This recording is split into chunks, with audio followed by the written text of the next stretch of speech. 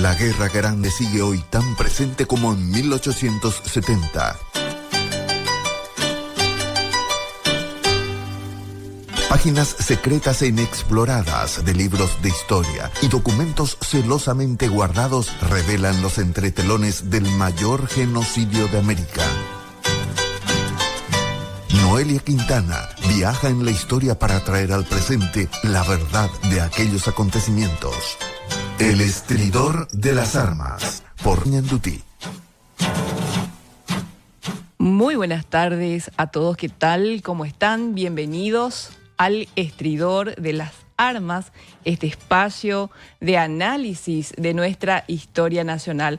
Bueno, el 1 de marzo es un día muy especial para todos los paraguayos. Recordamos a nuestros grandes defensores de la guerra, la Triple Alianza. Es el Día de los Héroes, una conmemoración.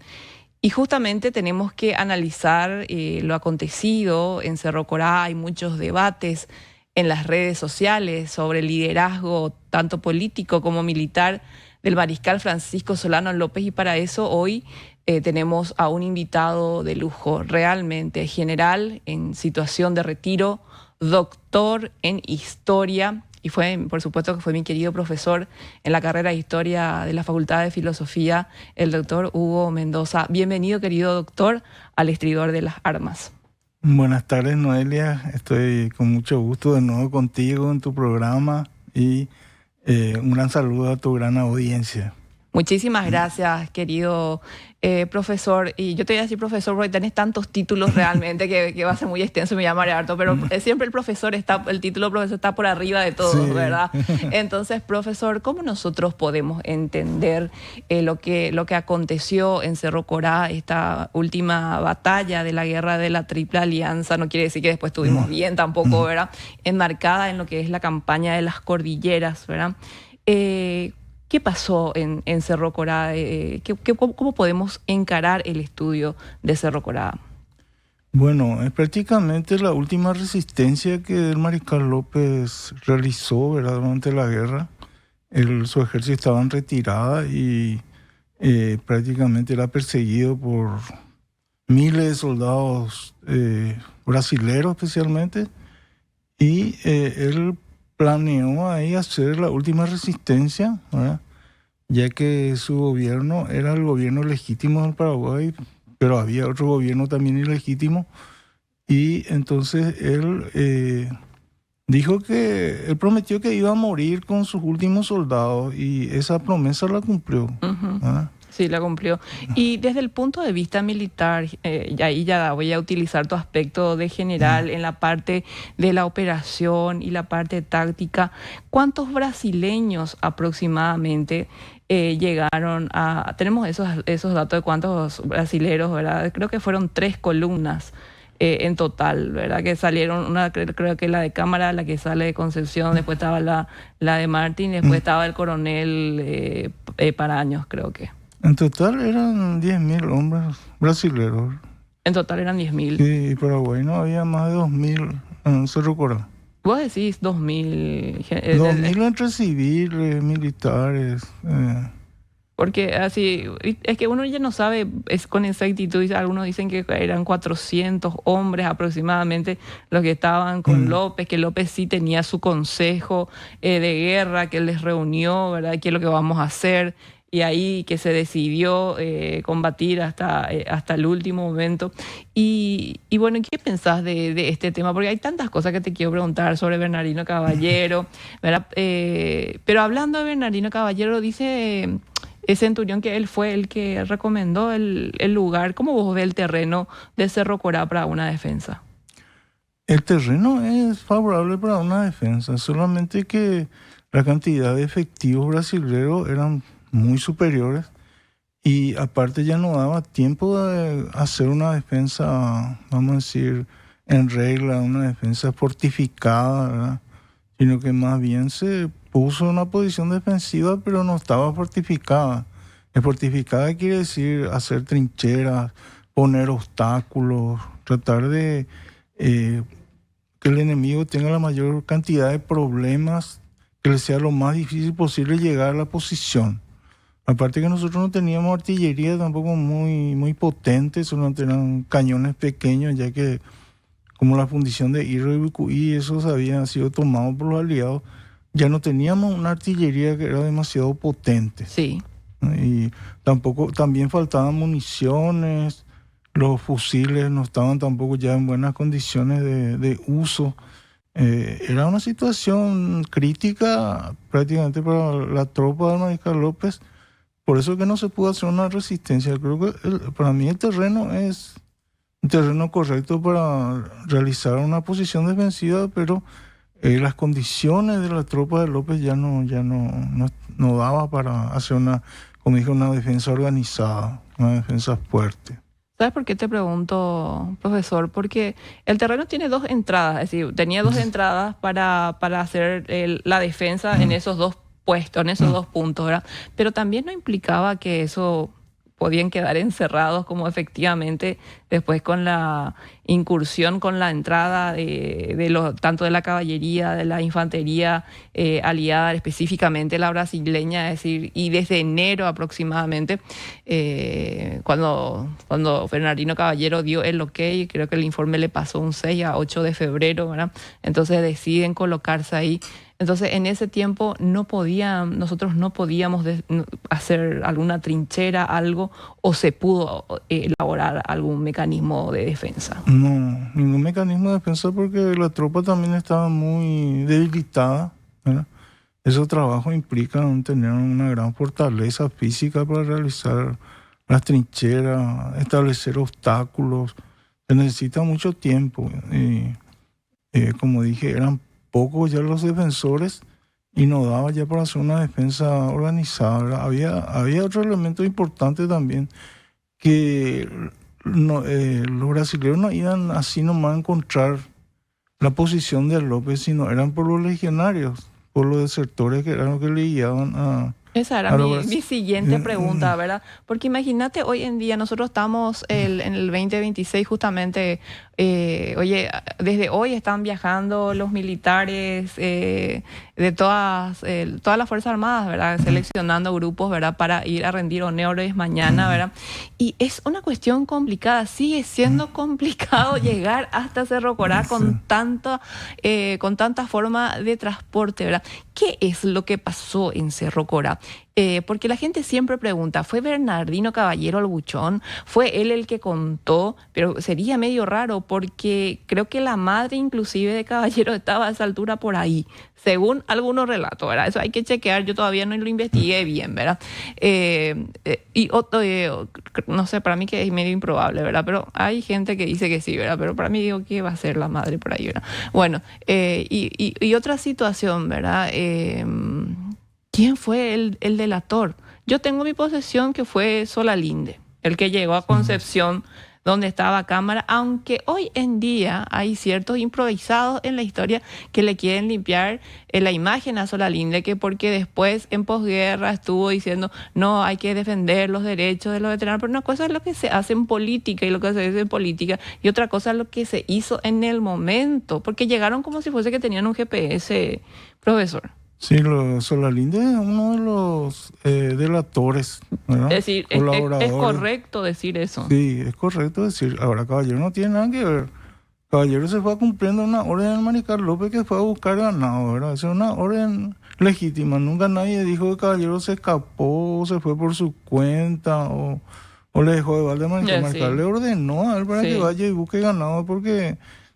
había ya poca comida. Mariscal López incluso hizo sacrificar todos los animales prácticamente para darle comer a la gente. Solo dejó caballos para su escolta y para algunas unidades importantes de caballería y nada más. No tenían ya... No había forma de subsistir. Porque, ¿y de dónde sale, vos decís, este tema de que supuestamente Bernardino Caballero fue el que le indicó cuando Caballero estaba lejos de la zona de movimiento, tanto de Cámara como de los otros oficiales del Imperio del Brasil? ¿De dónde surgió eso? Para hacer una aclaración, ¿verdad? Porque de repente se confunde eso en las redes sociales. No, yo no conozco.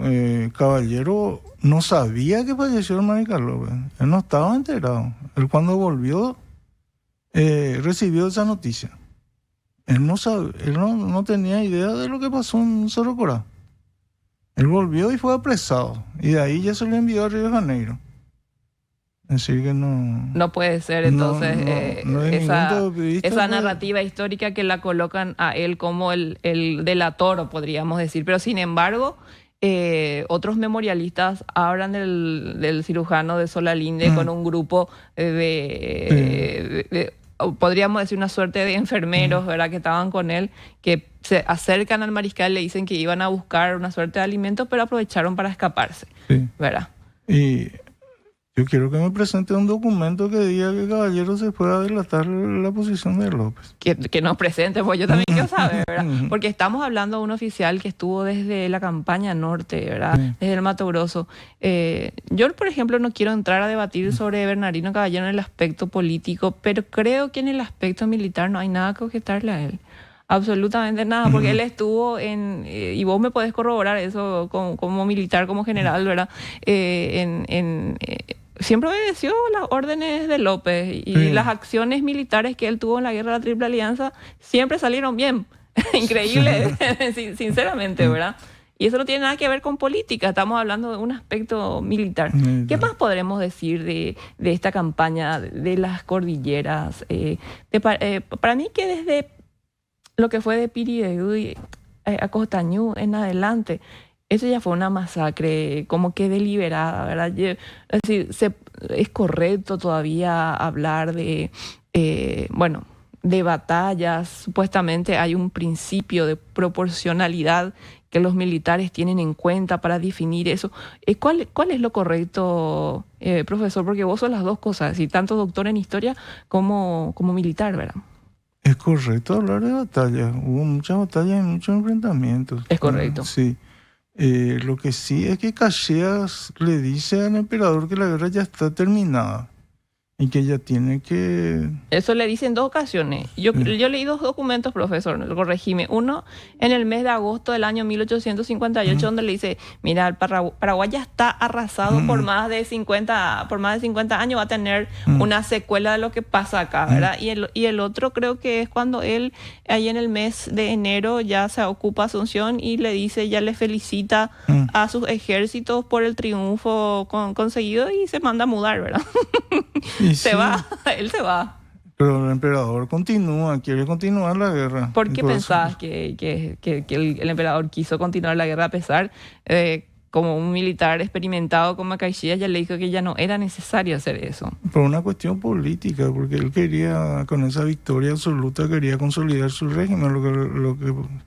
Lo que ocurrió es que se le dio la vuelta, como decimos, la tortilla. Y esos mismos que venían a la guerra le echaron. Ciertamente así, ¿verdad? Cómo terminó don Pedro II es increíble. Bueno, ¿y qué pensás vos de este decreto? Justamente ayer nosotros estuvimos participando brindando conferencias en el Cabildo y vos estuviste abarcando un tema muy importante, ¿verdad? Cómo sostener la moral. Y me gustaría que nos hables un poco de eso, profesor. Bueno, el mariscal López siempre se preocupó por la moral de sus tropas, porque había dicho Javier Yuy que había un coronel que le preguntaban por qué había tan pocos paraguayos que se rendían, ¿verdad? Porque había tan pocos paraguayos prisioneros, más bien. Y era por la alta moral, pero esa alta moral no es así nomás que se mantiene, sino se mantiene a través de una acción que el mariscal López siempre le preocupó, de que su tropa tuviese alta moral y que también que el pueblo estuviese motivado para defender. No es algo que ocurre de por sí nomás, sino que el mariscal López, a través del arte, a través de la poesía, de la música, del teatro incluso, se hacían funciones patrióticas en Asunción, y ahí el objetivo era levantar la moral del pueblo. Y para levantar la moral de su tropa hizo la famosa... ¿cómo era? Periodismo de guerra. Los periódicos de trinchera, sí. Los periódicos de trinchera. Que no había en el bando aliado. En el bando aliado no había ningún periódico de trinchera. Solamente se publicaban en la capital de Buenos Aires o Río de Janeiro los periódicos, pero no había... con los corresponsales tipo Taunay también, que fungía de corresponsal y enviaba ciertos informes para que la prensa, tanto brasileña como la porteña, puedan decir, bueno, esto es lo que está pasando, ¿verdad? Y sí, porque los soldados aliados eran esclavos y analfabetos, es decir, no sabían leer, no sabían escribir nada. Y los paraguayos sí sabían leer y escribir, por eso que tenían éxito los periódicos de guerra. Imagínate, sí, pero estamos hablando de un contenido de alto nivel cuando vos lees, ¿verdad? La redacción que tiene, o el cacique Lambaré, que totalmente en guaraní, ¿verdad? Es decir, la gente, eso quiere decir que la gente podía leer también eso, ¿verdad? Sí. A mí me cuesta un perro leer el cacique Lambaré, porque mi formación en guaraní no es tan buena, pero imagínate lo que es eso, ¿verdad? Ese guaraní cerrado. Total. El Mariscal López, el primero que le da importancia al guaraní. Totalmente, sí. Entonces él daba sus arengas en guaraní y le daba a los soldados, ¿verdad? Él se sentía muy cómodo hablando en guaraní a sus soldados. Pero como él no podía hacer la arenga todo el tiempo, entonces pensaron ellos en hacer los periódicos. Pero para publicar un periódico en guaraní, primero tenía que hacerse una grafía del guaraní. Para eso se reúne Juan Crisóstomo Centurión con otras personas en Paso Pucú para hacer una grafía del guaraní uniforme. Eso es lo que se va a considerar como el primer congreso de la lengua guaraní, en plena guerra. Se realizó. Qué dato interesante, profesor. Yo no me puse a pensar eso, ¿verdad? Qué dato interesante para los cultores de nuestra lengua guaraní, que es tan importante. Lamentablemente no tenemos nada de ese congreso porque los documentos desaparecieron todos, ¿verdad? Y sí. Y el antecedente de eso, sobre la lengua guaraní, era el sínodo de 1603, donde se aprueba el catecismo de Bolaño en guaraní. Es decir, 200 años después se vuelve a hacer un congreso de guaraní sobre la lengua guaraní. Y todo era con el objetivo de comunicar mejor y de levantar la moral de la tropa. Por eso digo, el Mariscal López siempre se preocupó. Esos periódicos tenían que ir a los jefes militares, tenía que ir a sus delegados de gobierno, y esos delegados de gobierno tenían otra vez que inculcarle al pueblo, explicarle al pueblo cuál era la situación.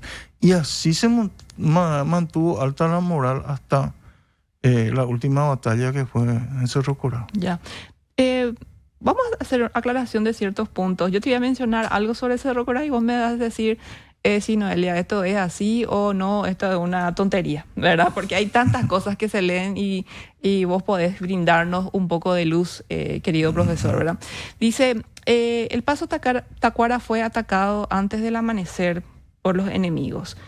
Y suelen decir que fueron las mujeres las primeras en llegar a dar este aviso a López, y en ese momento, ¿verdad? También en conjunto se ataca la otra entrada, que no es la de Tacuara, hacia el Chirihuelo, profesor, y que Francisco Solano López decide a esa altura, ¿verdad? Reunir a su consejo de guerra, que lo integraban Resquín, Delgado, Centurión, el padre Maíz, Palacio, el comandante Palacios, los sacerdotes Espinosa y Medina, el coronel Aquino, Ábalos, Silvestre, Aveiro y otros. Entonces, si él reúne a su consejo, y siempre tuvo un consejo, porque a veces eso también se obvia en las narrativas legionarias más que nada, porque dicen que las decisiones que él tomaban eran unipersonales más bien, y para qué tenía un consejo militar, decía yo, para qué tenía su estado mayor, y se demuestra una vez más en Cerro Corá que él vuelve a reunirse con su consejo. Hasta ahí el relato es viable. El paso Tacuara es el punto más fuerte de la posición defensiva.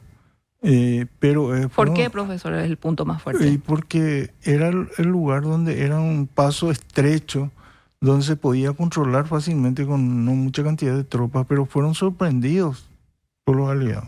Esa tropa que estuvo ahí fue sorprendida. Es decir, no se le estaba luego esperándolo ni una posibilidad. Ellos pensaban, miren, es tan difícil llegar a este punto donde nosotros estamos establecidos. No pensaron que los desertores, que se iba a informar, porque si no, ¿cómo le encontraban? Es decir, imposible iba a ser. Tenían informaciones muy precisas sobre ese el terreno, ¿verdad? Por eso que llegaron de sorpresa. Y la posición más débil era la de Chirihuelo, ¿verdad? Ahí sí murió Roa defendiendo la posición. Sí. Pero la más fuerte era la de Tacuara, ¿ah? Y en el momento que entraron los aliados ya, López tenía una reserva de 200 hombres, más o menos al mando de Juan Crisóstomo Centurión. Y esa reserva no pudo actuar, ¿verdad? No pudo reaccionar para tratar de, vamos a decir, de parar ese ataque sobre Tacuara. Y porque...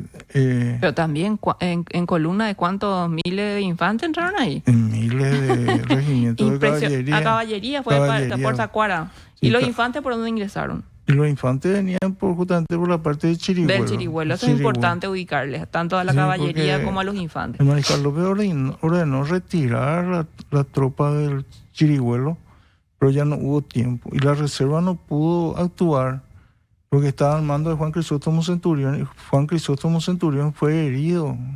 En el cuello recibió una herida. Voló, sí. Casi le cortaron la lengua. Sí, ¿verdad? sí. Y se recuperó, así que... Pobre Juan Crisóstomo Centurión, ¿verdad? Era un gran orador que quería ver si perdía la lengua ahí.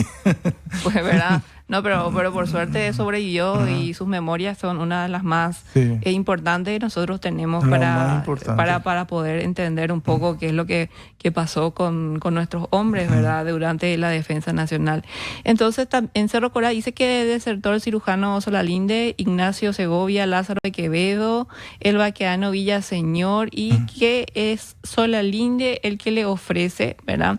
Los datos de la ubicación precisa a los aliados, ¿verdad?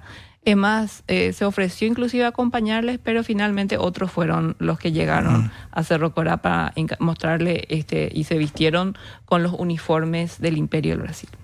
Eso está comprobado. Comprobado. Y comprobado, ¿verdad? Lo de Caballero no está comprobado. No hay forma de probar lo que se dice sobre Caballero. Ellos son infundios, ¿verdad? Esos son infundios. Lo de Solalinde sí está comprobado por muchísimos testimonios. Y muchísima gente habla de eso, ¿verdad? Sí. Y dicen la verdad. Inclusive en Taunay mismo, ¿verdad? Nos da una lista y nombres de desertores importantes que habla de paraguayos, inclusive de ciertas mujeres que fueron que llegaron hasta Concepción con sus ataditos de joyas y todo eso, y que le contaron también que López no estaba armado, que las armas fueron dejadas por el camino, que no podían llevar hasta ciertos lugares, ¿verdad? Inclusive mujeres mismas llegaron a aportar ciertos datos a los aliados.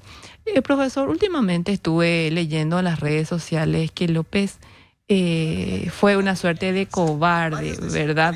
Y que realmente él no combatió en Cerro Corá, sino y se basan en una suerte, no sé de qué hipótesis era, y que no combatió porque no se encontraban a 2 kilómetros de donde fue el combate. Es decir, ese tipo de cosas estoy leyendo y me quedo impresionada, ¿verdad?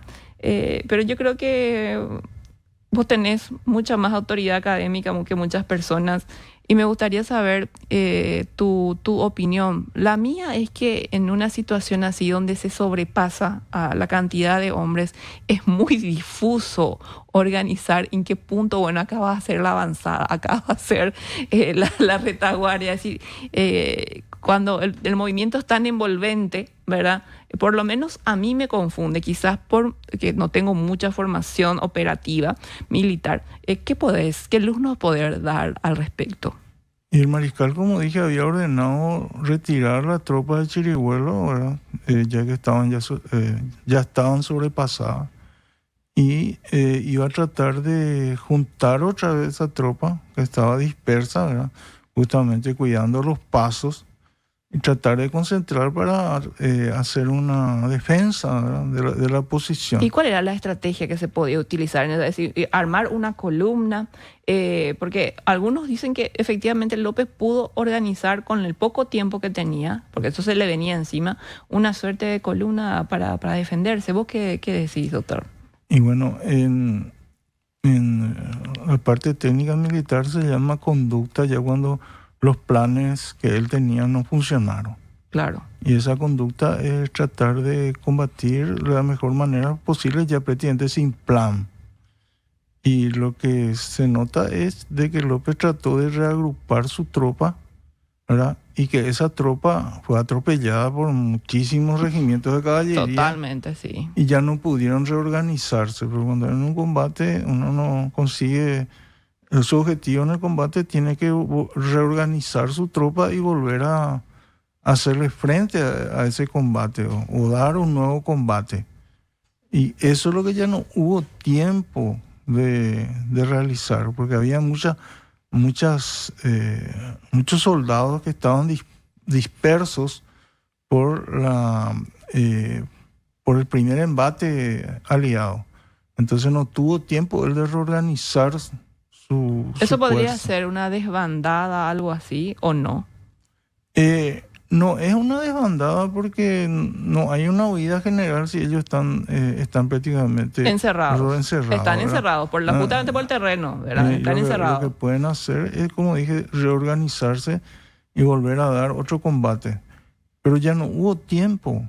Uno, porque la reserva que él tenía previsto, porque técnicamente militar, el comandante también actúa en el campo de batalla a través de su reserva. Pero cuando su reserva está comprometida, ya es difícil de que él cambie la situación. Usarle, ponerle mano a su reserva y poder utilizarla en ciertos lugares. Sin embargo, profesor, y vos manejás muchísimo los propios relatos, no los paraguayos nomás, sino también los brasileños, ¿verdad? Es decir, los brasileños le ponen a López al frente de sus hombres, que estaba ahí con sus hombres. Sí, y estaba con sus hombres. Entonces, ¿por qué te parece? ¿Te parece que ya es una cuestión de maledicencia nomás estar escribiendo por ahí que López estaba huyendo? ¿Y cómo va a huir si estaban todos encerrados, verdad? A mí me desespera eso, ¿verdad? Porque la gente habla con un desconocimiento monstruoso del terreno y de repente una estrategia militar como la guerrilla, por ejemplo, dicen que es una táctica, muestra un desconocimiento gigantesco. La guerrilla en sí tiene varias tácticas otra vez, pero si vamos a hablar de guerrilla solo, eso es una estrategia militar y le confunden a la gente, ¿verdad? Sí, justamente es para confundir, porque si uno piensa bien, el mariscal López tuvo muchas oportunidades de huir, incluso ¿Y por qué va a huir en Cerro Corá? Porque no salió antes. Ya Taití Corá le ofrecieron a él que sí, salga del país y que se vaya a Europa, ¿verdad? Totalmente. Y que lleve todo lo que quiera, y él no aceptó, ¿verdad? Y cuando llegó a Cerro Corá, los propios aliados empezaron a decir que López se iba a huir a Bolivia, ¿verdad? ¿Sabes de qué leí yo de eso, profesor? Y lo leí en Taunay, ¿verdad? Para que la gente pueda chequear. Que dicen que López daba una suerte de contrainteligencia para confundir, porque ya sabía que había ciertos traidores o gente que podría llegar a desertar. Entonces él siempre decía una cosa: yo voy a hacer tal cosa, pero finalmente su intención real era otra, para que se les mal informe, ¿verdad? Para que vayan con una información errónea. Porque si vos te querés ir hacia Bolivia, lo que menos vas a hacer es irte hacia la zona de la Mambay. Si te vas a ir por otros caminos que se conocían más, no sé. Esos son rumores y son infundios de los aliados, pero él tuvo una oportunidad concreta que un cacique de la tribu Cainguá, que era el que conocía a López, le dijo que él le iba a llevar y le iba a esconder en el monte y que nadie nunca lo iba a encontrar. Sí, a mí ese relato me preocupa, profesor. Te voy a contar por qué, ¿verdad? ¿Por qué no habla de eso Centurión o no habla de eso Aveiro? Aveiro, por ejemplo, es un tipo que escribe y no le importa mucho lo que van a pensar de él. Él escribe lo que tiene que escribir, ¿verdad? Eso no fue una narrativa que se agrega. Es decir, porque yo leí, a mí me parece que eso lo puso Godoy. ¿O qué decís? Hay otros relatos que confirman eso. Contanos un poco, profe. Lo que sí es, en historia, por ejemplo, así como Tucídides en la guerra del Peloponeso también, él no pudo ver todas las batallas, él no pudo estar en todos los combates, porque en un determinado momento Tucídides fue enviado al exilio también, ¿verdad? pero él se basó en los testimonios de los veteranos, de los sobrevivientes, Y los cercanos, para los que estuvieron completar su cerca, libro. ¿verdad? Sí. Lo mismo hizo Centurión. Lo mismo hizo Centurión. Y probablemente también hizo eso Aveiro, ¿verdad? Es decir, que nunca uno tiene toda la información. Toda la precisa, Toda ¿verdad? la información, ¿verdad? Pero ese hecho de los Cainguá sí está confirmado, de que le ofrecieron a él para ir a esconderse en el monte, y él volvió a rechazar absolutamente, así como cuando se enteró de que estaban diciendo que iba a huir a Bolivia. Él se enojó mucho, se molestó mucho y dijo que él tenía su compromiso y que él iba a cumplir. Es más, creo que en esa reunión que ellos tuvieron en febrero, ¿verdad? Era para aclarar esa situación justamente, ¿verdad? No, lo que López hacía de esta retirada era tratar de ganar tiempo para que su gobierno siguiese existiendo, ¿verdad? Y si existiese un gobierno, por el gobierno del Paraguay, el gobierno títere del Paraguay no podía tener ningún tipo de... Nunca lo tuvo, pero al desaparecer el otro gobierno, pues ellos podían ponerse en su lugar, ¿verdad? Claro. Por eso ya fue más rápido el tema del asesinato, ¿verdad? Sí. Con el decreto del 17 Sí. de agosto, ¿verdad? Que fuera la ley y que sabemos todo eso, ¿verdad? Y aparte fue una jugada maestra de Paranos, porque esas representaciones diplomáticas que había ante el gobierno de López fueron todas retiradas y puestas al gobierno títere, ¿verdad? Se pusieron estas representaciones diplomáticas, vinieron a hacerse reconocer por el gobierno títere que habían puesto los aliados, ¿verdad? Entonces trataban de debilitarle, y López lo que trataba era de que su gobierno siguiese funcionando de la mejor manera posible, porque ya una resistencia era muy difícil, ¿verdad? Porque cuando vos perdés la capital, ya perdés muchas cosas, perdés archivos, perdés burocracia, ya es difícil gobernar un país cuando vos perdés la capital. Por eso Clausewitz, que es el maestro de la guerra, dice que el objeto de una campaña es justamente conquistar la capital de la potencia adversaria. Claro, ¿verdad? Y vos pensás que cuando ocuparon efectivamente la capital, que el ingreso que se hizo con Caxilla fue eso, ¿verdad? Nuestras documentaciones del Estado quedaron todas en manos del Brasil. Esta documentación cayó en manos del Brasil en la batalla de Pirigüí. Sí, pero Archivo cuando entraron, porque obviamente no se podía trasladar tantos documentos en la itinerancia que nosotros tuvimos de capitales, ¿verdad? Luque, Pirigüí, Curubatú, ¿verdad? Iba a pedir una logística, vos me corregís, profesor, extraordinaria para mover tantas documentaciones en las instituciones de nuestro Estado que estaban vigentes, ¿verdad? Entonces, se podría decir que una parte quedó en Asunción, porque así como vemos también en el aspecto diplomático que las legaciones tenían sus cosas, las que estaban aquí, como la de Estados Unidos, que fueron rapiñadas totalmente, ¿verdad? Y otras, ¿verdad? Y Italia, de Francia, que elevaron su voz y que se quejaron porque no respetaron, ¿verdad? Las respectivas legaciones extranjeras. Por eso te hago esa consulta. ¿Vos pensás que esos documentos llevaron todo? Los documentos más importantes estaban en el Archivo Nacional, y el Archivo Nacional fue trasladado a Pirigüí. El más antiguo de la época, sí, así es. Que fue rapiñado y se perdieron muchísimos documentos. Entonces, Asunción fue establecida como ciudad abierta. Asunción no se defendió. Podían ser ocupadas casi sin ninguna resistencia, claro, por parte de los aliados. Sí. Y los aliados tampoco podían rapiñar la ciudad, porque la costumbre de guerra era cuando una ciudad se negaba a rendirse, entonces el comandante, el que hacía el asedio, amenazaba con muchos días de saqueos, ¿verdad? Pero aún así, Paraguay, Asunción como ciudad abierta, igual fue saqueada sin que haya sido defendida por nadie. Es decir, que ellos No tenían la necesidad de utilizar el saqueo como una estrategia para someter a una capital que podría defenderse, ¿verdad? Porque nuestra capital estaba abierta. Es decir, ellos ingresaron sin mucha resistencia, sin defensa. Y aún así ellos proceden a saquear, ¿verdad? Y ellos dicen que esos son botines de guerra, que es normal que se hagan. No es normal. No es normal. No es normal. Lo normal es cuando una ciudad se resiste a ser tomada por el adversario, entonces el adversario tiene derecho de saquear, ¿verdad? Si no pasa eso, debería de respetar los bienes de ese lugar donde ellos fueron a ocupar, ¿verdad? Más aún si ellos venían en representación de la civilización. Si miran bola la representación de civilización que nos dejaron, ¿verdad? Y decir, es triste.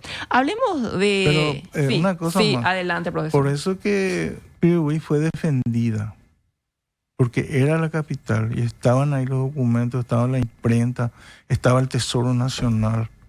Por eso fue la única ciudad que se defendió durante la guerra. ¿Y por qué? Ya que estamos hablando de Pirihuí, una consulta, ¿verdad? Si sabían que López estaba en Ascurra, ¿por qué de EU se fue a Pirihuí? Si el objetivo militar declarado en el Tratado Secreto era López, ¿por qué se fueron a atacar a civiles en una ciudad no beligerantes? No, la verdad que Pirihuí estaba defendido justamente por ser la capital. Lo que ellos hicieron una maniobra por Paraguarí, porque sabían que si atacaban por Escurra iban a tener muchas bajas. Ellos sabían eso, ¿verdad? Sí, sabían. No querían encontrarse con López, ¿verdad? Sí. Y López le estaba esperando a los muchachos ahí, ¿verdad? Entonces desviaron rotundamente el camino para ir a enfrentarse a 1.200 personas que estaban defendiendo la plaza en Pirihuí, ¿verdad? Sí. Heroicamente, dicho sea de paso, ¿verdad? Claro. Bueno, ¿qué pensás del general Correa da Cámara y de sus tantas contradicciones con relación a López? Primero dice que sí, que fue muerto, que él ordenó, que no estaba solo, abandonado, herido y que no se quiso rendir y que por eso fue muerto al instante. Eso escribe desde el 1 de marzo, ¿verdad? Y después va cambiando que López había sido que murió porque estaba herido, cuando hizo un esfuerzo, cuando a un infante le quiso desarmar, y después sí que en su tercera contradicción el tipo dice no recibió en un forcejeo y que no recibió ninguna herida nueva. Es decir, para Cámara su tercer relato no existió el disparo con la Spencer, ¿verdad? No existió, no le dieron a López. Su certificado de defunción habla de un disparo, pero Correa Cámara lo anuló totalmente de su memoria. ¿Qué pensás de eso? Correa da Cámara, en fragor del combate, tuvo un momento de lucidez y de sinceridad y contó lo que realmente sucedió en Cerro Corá, ¿verdad? Que el mariscal murió heroicamente y que no se quiso rendir. Después recibió una capetea de Río de Janeiro luego para que cambie su versión, ¿verdad? Y cambió urgente. El 13 ya. Cambió su versión. Sí, cambió, ¿verdad? El primero dice, escribo, Vuestra Excelencia, al campamento de López en medio de la sierra, el tirano fue derrotado, no queriendo entregarse, fue muerto al instante. Mira, le intimé de rendición cuando ya estaba completamente derrotado y gravemente herido, pero no accediendo, fue muerto. Un heroísmo monstruoso es lo que él está describiendo, profesor, ¿verdad? Doy los parabienes a Vuestra Excelencia por la terminación de la guerra y por el completo desagravio que ha tomado el Brasil del tirano del Paraguay. El general Resquín y otros jefes están presos. José Correa da Cámara le envía esto a Victoriano José Carneiro Monteiro, comandante de las Fuerzas del Norte del Manduvira. Y otro elemento que hay que tener en cuenta también es la recompensa que había por la casa de López. ¿Cómo es posible eso? Estamos hablando de señores militares de alto rango, Cámara, Tavares, y que hayan puesto 100 libras para ver quién es lo que le mataba. ¿Qué pasa así con la ética militar? No, la cuestión es que ahí no hubo ninguna ética militar porque dijeron que fue Chico Diablo el que le mató a López. En realidad no fue Chico Diablo, no. Fue ese disparo de Spencer el que le mató realmente. Pero al que disparó, a Spencer no le dieron la recompensa. No le dieron. Y le dieron a Chico Diablo supuestamente. Pero probablemente los oficiales que estuvieron ahí son los que se repartieron la recompensa. Por eso entonces dijeron, vamos a hacerle figurar a este señor llamado Chico Diablo. Que por 100 libras... sí, porque si nos ponemos a pensar... 100 libras esterlinas era mucho dinero en esa época. Porque el chico del diablo es el que le perforó, vamos a decir, el Él hipocondrio murió izquierdo. en Areguá, Es de acá. pobre y abandonado. ¿Chico diablo? Mm.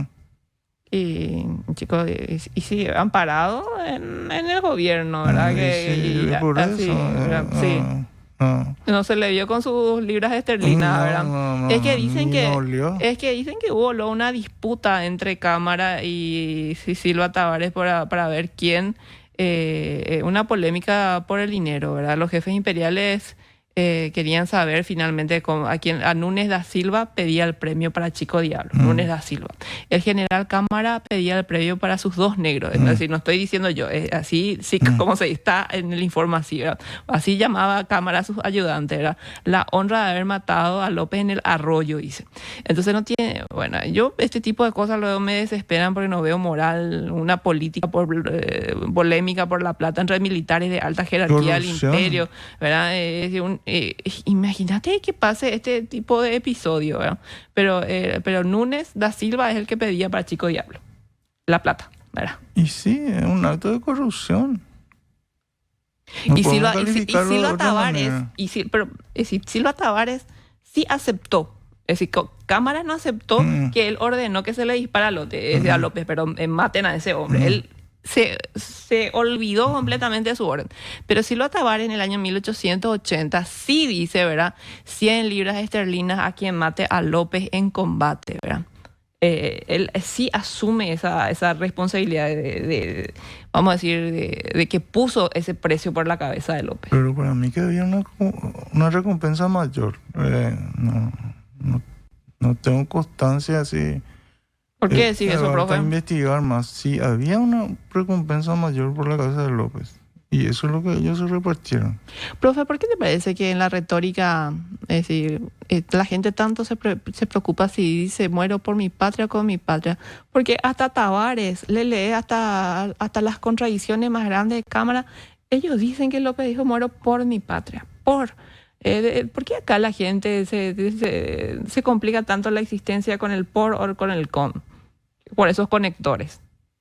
No, hay mucha diferencia. Puede ser que López haya pensado que, como ya se iba a cumplir el tratado, que el Paraguay iba a desaparecer. Y el tratado era la neutralización del Estado paraguayo totalmente. Y si vos mencionaste que Centurión dijo que López preguntó por el tratado y le dijeron que se iba a cumplir, y entonces él dijo que no se iba a rendir. Pero Centurión también en el tomo 4, él dice que dijo por mi patria, ¿verdad? Hasta Centurión dice por, no sé por qué ahí nunca voy a entender por qué estamos mirando si dijo por o con, cuando lo interesante es mirar, como dije, que él sostuvo su palabra, ¿verdad? La consistencia, la coherencia del mariscal en el que juró vencer o morir. No capituló, no se rindió, no se mandó mudar cuando tuvo oportunidades, murió en combate, gente. Es decir, la gente dice, pero no murió en combate porque estaba en el Aquidabán Nihui herido. Murió por las heridas o murió por las Spencer. Pero ¿quiénes le proporcionaron esas heridas?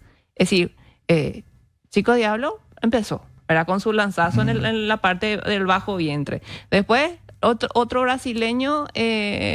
imagínate que, ¿cómo eran estos infantes?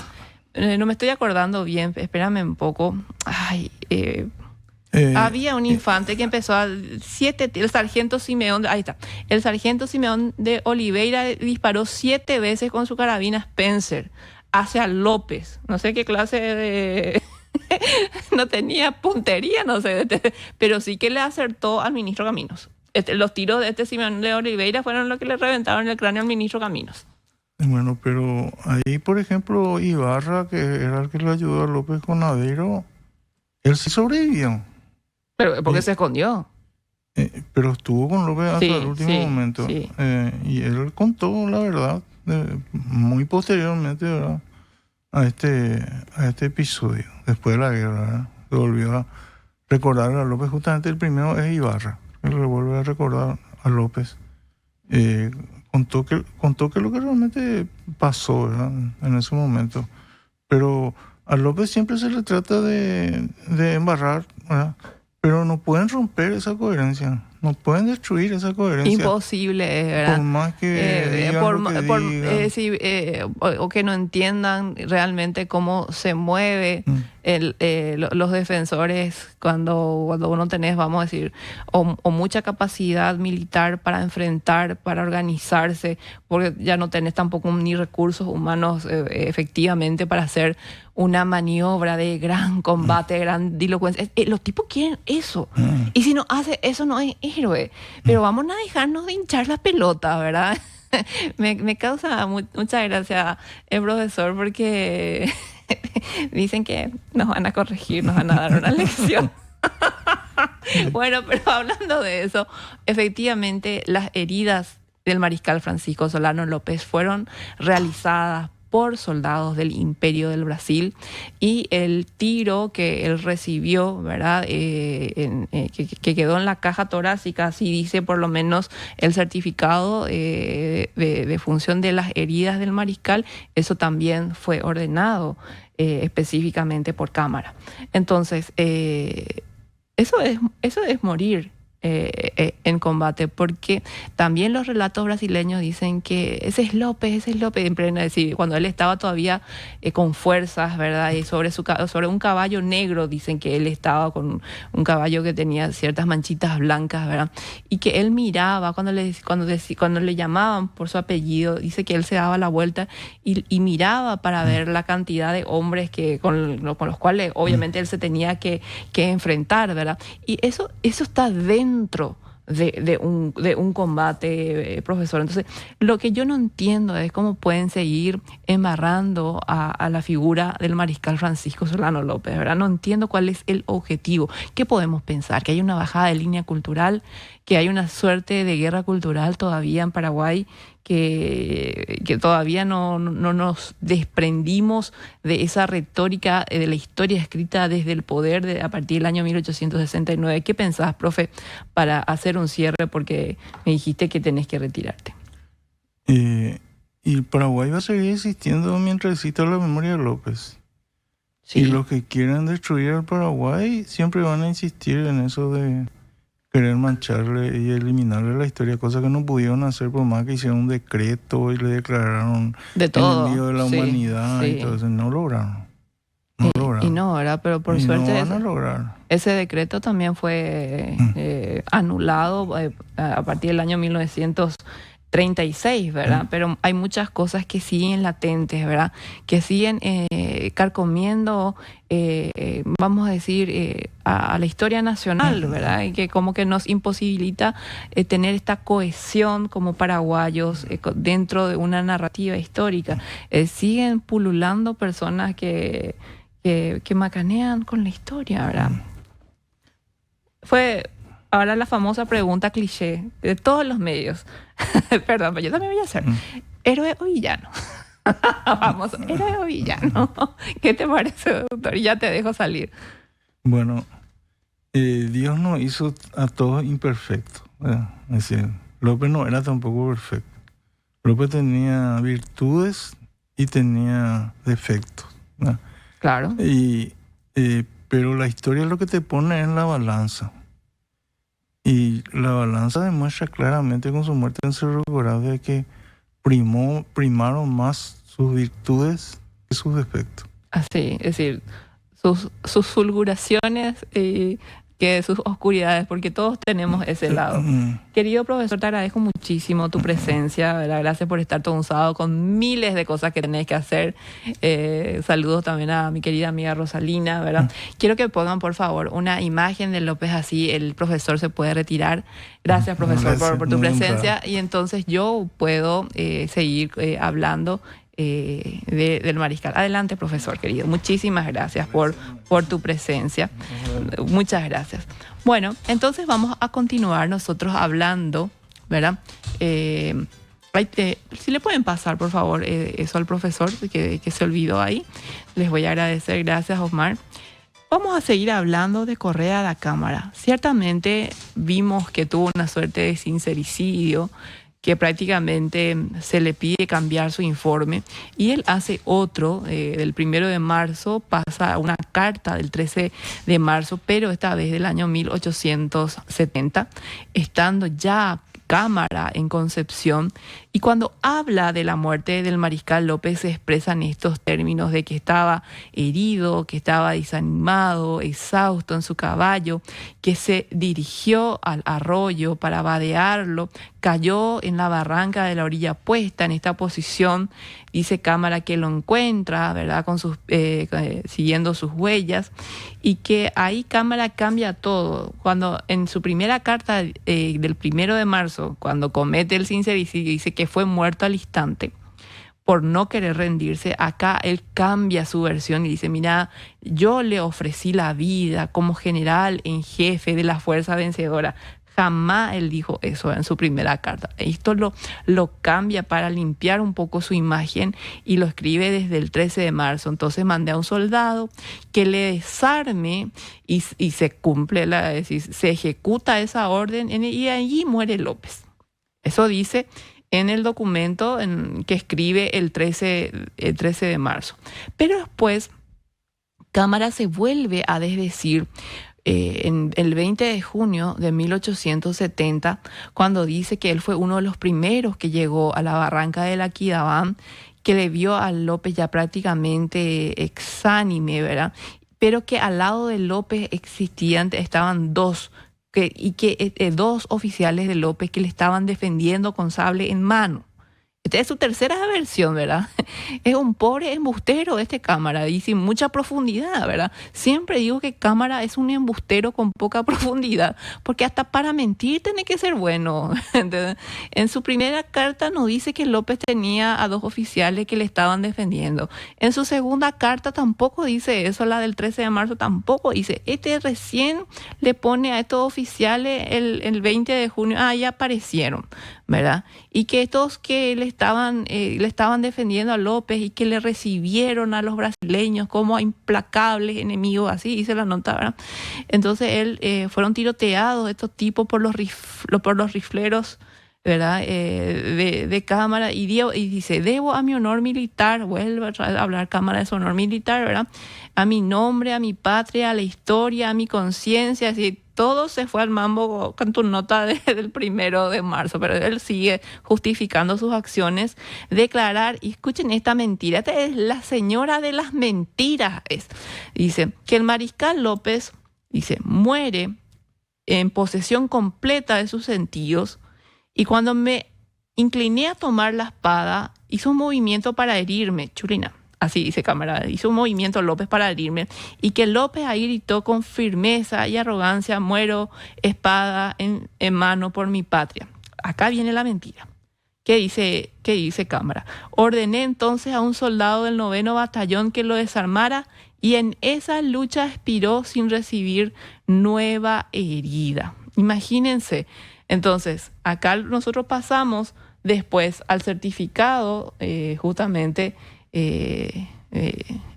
Dice certificado de las heridas causantes de la muerte del mariscal López, que está en el volumen 156, número 18, año 1870, en el Archivo Nacional, y efectivamente se lee que sí, López tuvo una herida de bala, dice una bala de fusil dirigida en la región dorsal, teniendo una cobertura quedando conservada en la caja torácica la bala, dice. Entonces, esta es la tercera mentira de Cámara. Bueno, para cerrar el programa, nosotros podemos decir lo siguiente: a veces la historia no se escribe con la verdad.